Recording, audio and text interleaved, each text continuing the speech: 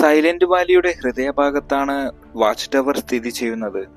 ഇതാണ് ഇവിടെ നിന്നുള്ള ഏറ്റവും മനോഹരമായ കാഴ്ചകൾ കാണാൻ കഴിയുന്ന പ്രധാന സ്ഥലങ്ങളിൽ ഒന്നായി കണക്കാക്കുന്നത്. മുകളിലേക്ക് കയറുമ്പോൾ കുന്തിപ്പുഴയുടെ ഒഴുക്കും പരന്ന പച്ചക്കാടുകളും ദൂരെയുള്ള മലനിരകളും എല്ലാം ചേർന്ന് ഒരു സ്വപ്നലോകം പോലെ തോന്നും.